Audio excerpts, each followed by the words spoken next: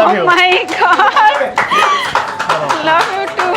সারা জীবন থাকতে চাই এইভাবে। ওকে। এই যে মামাটা, ছোট্ট মামাটা আমার বাবাকে গিফট দিতে আসছে, ওই দেখেন কতটা কিউট। এই যে দেখো 5 বছর অতিবাহিত হওয়ার পরে কিন্তু আজকে আমাদের স্পেশাল একটা দিন, সেটা হচ্ছে ম্যারেজ ডে।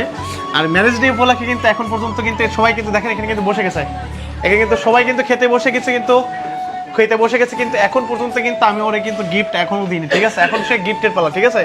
তুমি কিছু ফিল করতে পারছো তোমাকে আজকে স্পেশাল একটা গিফট দিব?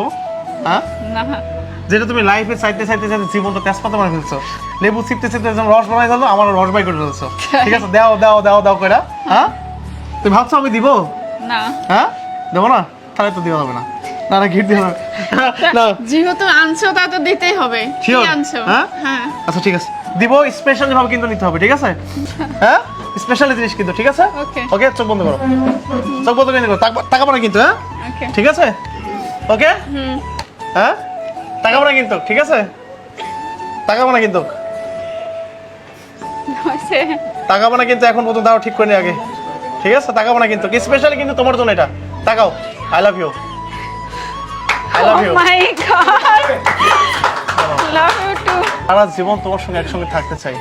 আমিও তোমার সাথে একসাথে থাকতে চাই। তো এত বড় গিফট আমাকে দিবে আমি কখনো ভাবতেই পারি নাই। আসল কথা, ওর জন্য কিন্তু এটা স্পেশালি ভাবে বানানো হয়েছে, কারণ অনেকদিন ধরে বলতেছিল যে আমার একটু সেট দাও, সেট দাও, সেট দাও। তো ফাইনালি ওর সেটটা দিলাম, শখটা পূরণ করে দিলাম। তো পছন্দ হয়েছে তোমার? অনেক খুশি তো? অনেক পছন্দ হয়েছে, অনেক খুশি আমি। আর আমি এটা কখনো আশাই করিনি যে আমার ম্যারেজ ডেতে আমি এরকম একটা সারপ্রাইজ পাবো ওর কাছ থেকে।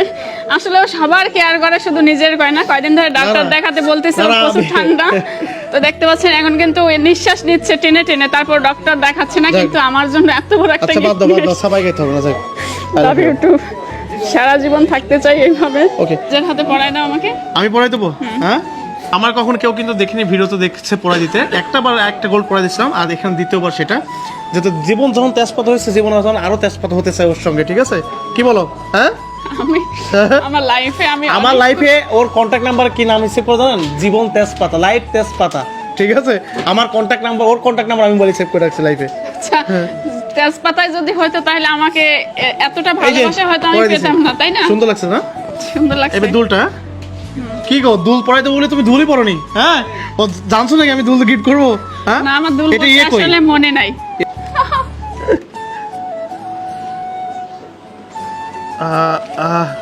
খুশি? অনেক খুশি। হ্যাঁ? তো আমার ছোট ছোট স্বপ্নগুলো, ছোট বলতে অনেক বড় বড় স্বপ্নগুলো এভাবে মানে পূরণ হয়ে যাবে আমি কখনো ভাবতেই পারতেছি না যে এইভাবে পূরণ হয়ে যাবে। আমার চাওয়া পাওয়াগুলা না চাইতেই পেয়ে যাব। তোমার ভালো লাগছে? হ্যাঁ, অনেক সুন্দর লাগছে। ভালো লাগছে? হ্যাঁ হ্যাঁ, okay, love you. Happy marriage anniversary ভাবি, অনেক অনেক শুভকামনা আপনাদের জন্য। সারা জীবন এইভাবেই খুশি থাকেন। ছোট মানুষ হিসাবে ছোট্ট একটা গিফট। Thank you. দোয়া করবো যেন আমরা সারা জীবন এইভাবে থাকতে অবশ্যই পারি। ভাবি, সারা জীবন এইভাবে হ্যাপি থাকবেন এই দোয়াই করি। ভাবি happy anniversary. Thank you so much.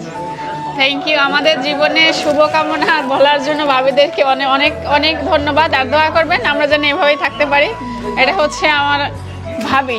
আজকের এই বিশেষ দিনে হ্যাপি হোক আপনাদের দুজনের পথ চলা, সাথে আয়ন বাবাকে অনেক অনেক শুভেচ্ছা এবং অভিনন্দন। Happy marriage day.